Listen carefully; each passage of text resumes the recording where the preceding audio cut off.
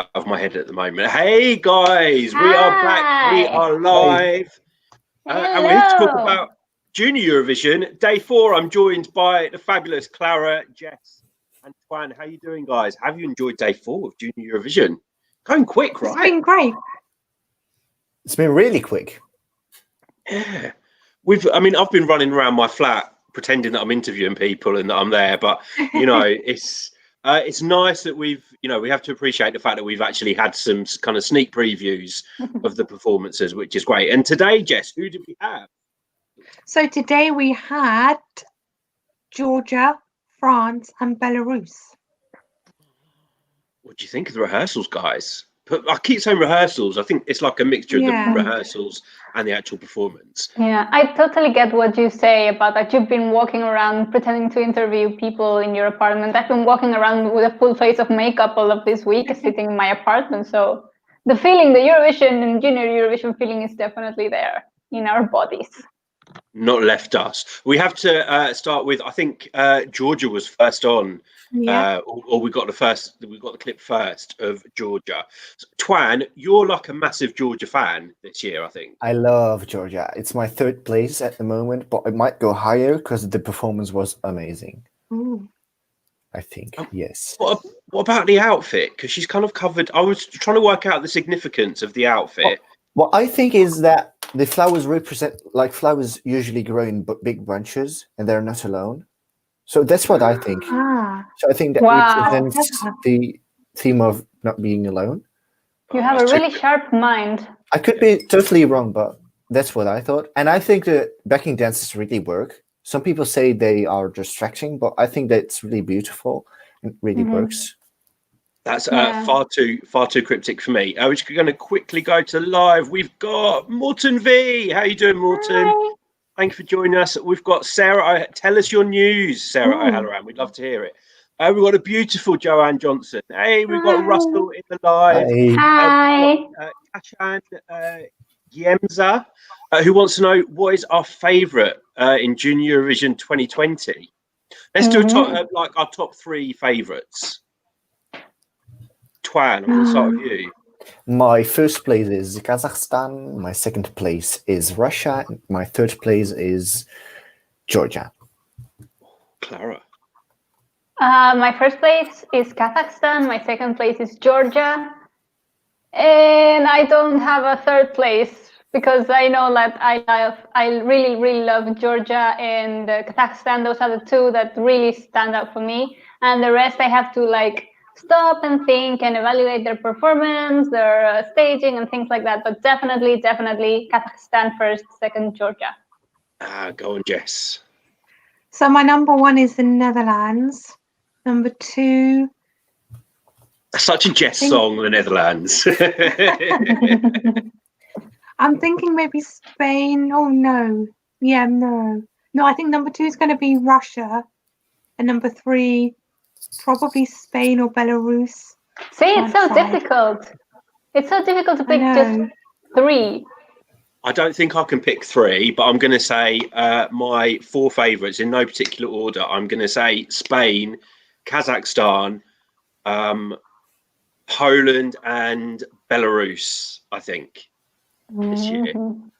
I think any of those 4 have a chance to win, but then what do I know? Because my knowledge is always rubbish. Sarah O'Halloran, we know you need to tell us in the live what your news is. We've got Eurovision Wood Project. Hey, Russell is saying today was a great day of rehearsals. We've got Nurten. Hey, Nurten, thank you for joining. Hi. Russell saying Georgia is growing on you so much. Growing on me too, actually. And on me too. I feel like I'm saying every song is growing on me, but the rehearsals are just so amazing. And I really like that the backing dancers. Go on. That the backing dancers are wearing face masks. Yes. And they're like the color of the flesh, so it's very discreet. It looks like some kind of face thing all around their entire face. And it kind of matches in with their outfits, which is really cool. And don't they have flowers as well? I think they have flowers as well, See, I was going to ask about the face masks because I wasn't quite sure whether it is part of the act or whether they were just wearing them while they were rehearsing, but it is actually part of I'd say so. I think so, yeah. Okay, and when you interviewed Sandra, Clara, I forgot your name there for a second, Clara. I was going to call you Claudia for some reason. Clara. When you interviewed Sandra a few days ago, she did say that the song is about kind of what's going on in the world now, so about COVID, etc. So it's probably where the face masks feature. I still have to let the outfits, their flowers. I was going to say let the outfits grow on me. Not 100%. However, what I will say is from the clip that I saw, I loved kind of when the key change comes in. She's got all this kind of beautiful red backdrop and lighting. Jess is laughing at me. Am I talking about the wrong song? Is Jess frozen? I think she's frozen. You know what? She's frozen. I thought she was laughing at me. But yeah, you know, and no one can fault that girl. She's only 10 years old. Yeah. I thought she was like 14, but she's only 10. It's really, for me, it was a bit of a shock how she sat in the interview I had with her and how I saw her on the rehearsal today, because it's such a, like, you can tell she's 10 when she was speaking to me, and she's like a normal 10-year-old girl, but then you see her standing with such a confidence and such a powerful vocal range and such a control of her own voice, her own instrument, that it's amazing. It's mind-blowing. Let's move on to France. I think we're next in the schedule today. I don't know if Jess is there or not. I can't wait to hear Jess talk about France. But Clara. I want to be in that magical Candyland fairy tale scenery that Valentina has going on. It's just such a happy, Christmassy place. They do it so well every year, France, with kind of these lollipop, bubblegum type pop songs with these really bright, colourful performances. We've got kind of rainbows. We saw like a backdrop of France and like a dancing Eiffel Tower, which we've seen before. I think in adult Eurovision we've seen kind of this France. Yeah, I think we saw it with Alma. Alma, yes, in 2017. Yeah, it's exactly how you would want to perform and stage a song like that, though, from what I can see. This Candyland fairy tale kind of scenery reminds me, I'm not sure if you know this song, I Want a Candy by Aaron Carter. I want a candy. Like the Christmas version, it was very similar to that. With Lizzie McGuire on it. It was so much fun. It really, really brought me back to that one. We've got Sasha in the live saying juries will underrate France like every year. I mean, I can see it happening because of the song style. Like, obviously, probably adults are going to connect more to a song that's more kind of a ballad, a well-built song with like, how do you call it, tension, than, you know, like a pinky, Christmassy, happy, flower, jumpy people song. Twan, you're a France fan? Yeah, well, of course I am. I love this song, but as Clara said, yeah, I agree. I think this song appeals more to a online voting audience rather than a juries. Even though I have to say it's really good, it's amazing, but I just do prefer the other two France entries. But I do catch myself singing it, so it's really catchy. So that might be a good point. I forgot the English word. I'm sorry. Yeah. Should we take Jess out of the corner again? Yeah. To the corner with no friends. Funny thing is, we were talking about Jess's internet before, and we said, "Oh, it's fine." Spoke too soon. Jess, apparently you don't like France. I like France this year. So why did you go? Well, we were talking about France. So why did you leave us while we were talking about France? I think my Wi-Fi doesn't like France. You were missed. What did you think of the sneak preview of the performance? Oh, I loved it. It was just like an explosion of fun and colour and cuteness, and I loved it. I wasn't so keen on the dancing Eiffel Tower though, but it's kind of like what I imagine the inside of your head to look like. Kind of like Valentina's performance. I can see where you're coming from, and I think at times that's pretty accurate.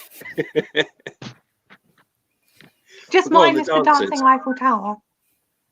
Loved the dancers. Wasn't so keen on her dress though. I didn't think it. I mean, it was a nice color, but I don't think it and a nice style.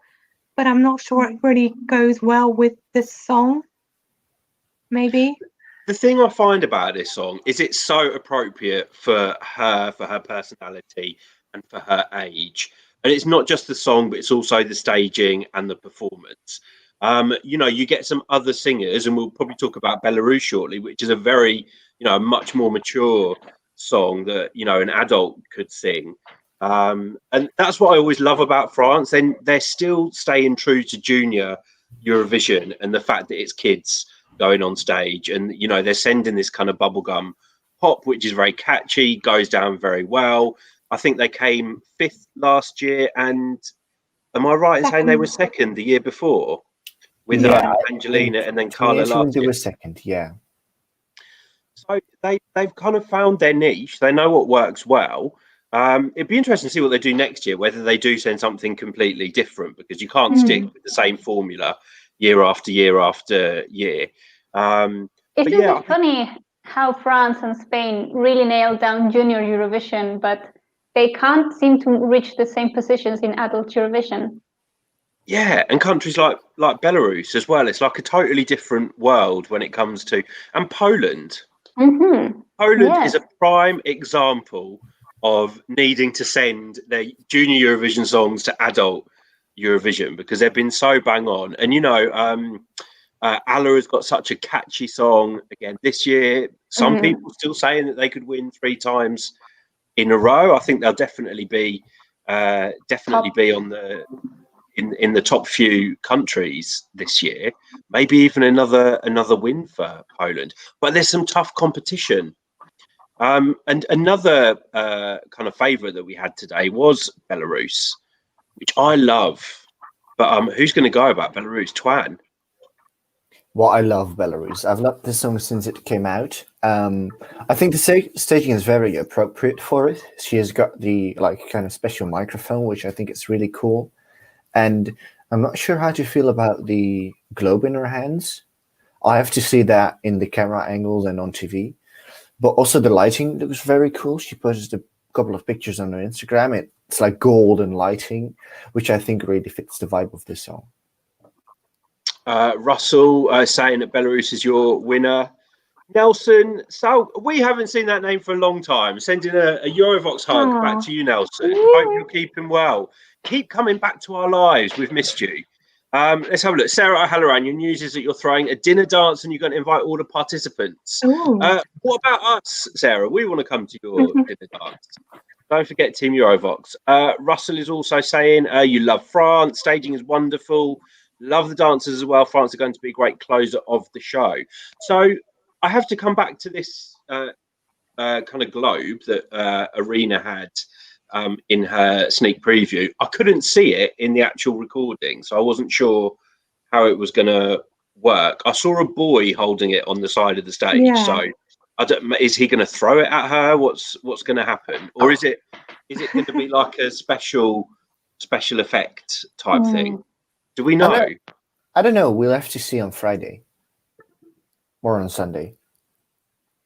On Sunday, I guess maybe they want to keep that part of the performance a secret, maybe, because maybe something extra special is going to happen with the globe. Who knows? It's going to turn into a pumpkin. Or maybe a pumpkin is going to turn into a globe like Cinderella. Germany. Clara. I'll get your name right today. Clara. What do you think about Belarus? Belarus's performance? Do you want me to continue in German? No. I think it has very potent visuals, very strong visuals.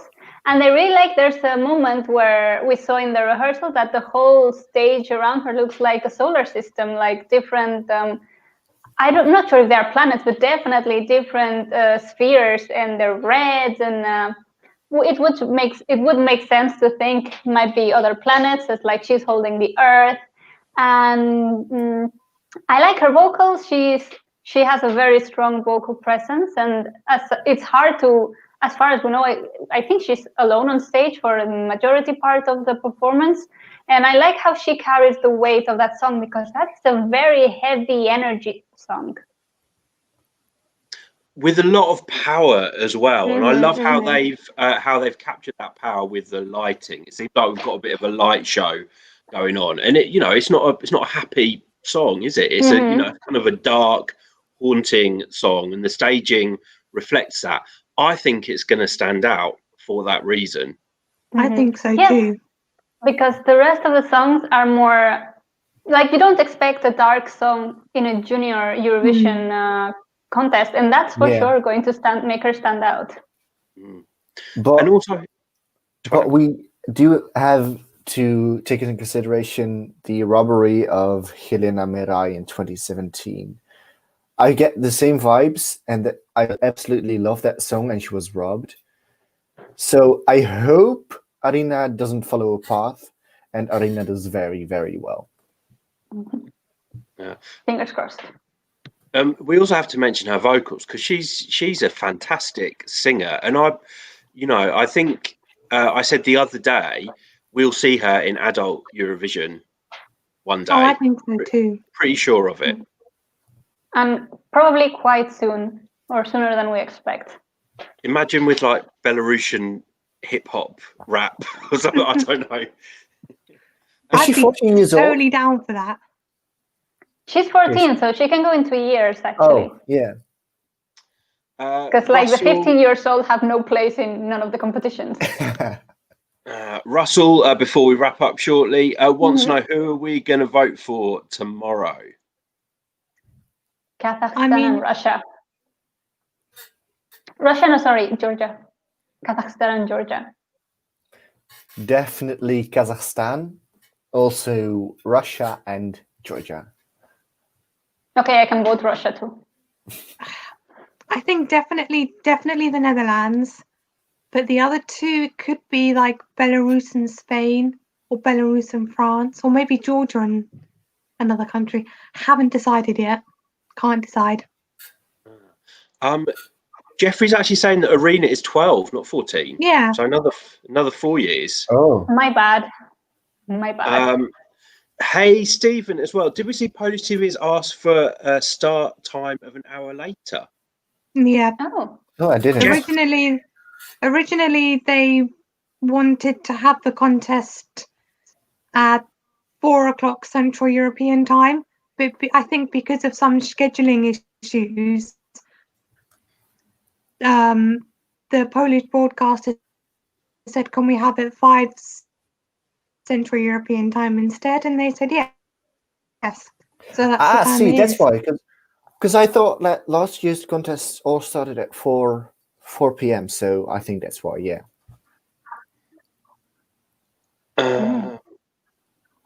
We've got Matthew in the live. Hey, Matthew. Hi, Matthew.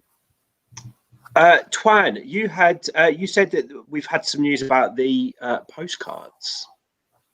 Yes, well, Unity from the Netherlands, the Junior Song Festival, has a really busy YouTube channel, and they posted a video of them recording their introduction video. So I'm guessing that's the postcards. And basically the concept is that they gift something that's true to their country to a key worker in their country. And in Unity's case, it was a tram driver. So I guess it could also be some kind of doctor or a nurse or a cab driver or a bus driver or anything like that. Oh, so I quite like that message, that theme. And it fits the theme of Move the World very well. Mm-hmm. Yeah. Jess has had enough. Jess is gone again. Jess has decided that she's had enough. Jess doesn't like the theme of the postcards. Jess got upset she wasn't the key worker, so she didn't get a present from Unity. Oh, bless her. Come back, Jess. I mean, COVID is obviously going to feature quite heavily throughout the show in more ways than one. You know, they have to talk about it because obviously Junior Eurovision is very different this year. But yeah, it's to be. Oh, Jess is back. Jess, Like that's the last time we're going to let you in. I'm sorry. But yeah, it's obviously going to feature quite heavily. The other thing I want to talk about is Viki Gabor and "Move the World" in the opening ceremony, because lots of people have been talking about that song and that performance. Were you fans of the official song this year? Not really. Yes. I actually have it stuck in my mind. Like I've had it stuck in my mind every day of the week, and actually I've had it stuck with her voice, because I really, really liked her performance, and I really liked hearing how her voice is maturing with her, because I think last year, for me, if I remember her performance, her voice was a little bit more squeaky, and now her voice has grown and is more rounded and has more presence. So, isn't it crazy how much older she seems in a year? Yes. Yeah. It's almost like you're watching a different person. Twan, you Move the World fan? Yes, I love it, and the performance was incredible with all the argument reality and all the effects. It was really well done. Sarah's asking, how are the participants going to sing the common song? Well, I guess how they did Love Shine a Light this year in the adult Eurovision. Yeah. Which I also listen to almost every day. Wow. Russell, not a Move the World fan. But guys, thank you so much for joining us tonight. Oh, sorry, Joanne as well. Can't forget, beautiful Joanne. You like the song very much. So we're going to wrap it up here, guys. Thank you so much for joining us tonight. If you're new to Eurobox, make sure you subscribe. Why haven't you subscribed? Also, find us on Twitter, Facebook, Instagram. Follow us there. We will be back soon. Don't know when. Don't know where. Don't know when. Probably tomorrow. Probably the day after very, tomorrow. very soon. But guys, it's time to think about who you're going to vote for when the voting opens. 8 p.m. Central European time tomorrow. Voting starts. So make sure you choose your songs wisely. Clara, Twan, Jeff, thank you so much, guys. I'll see you very soon. See ya. Bye.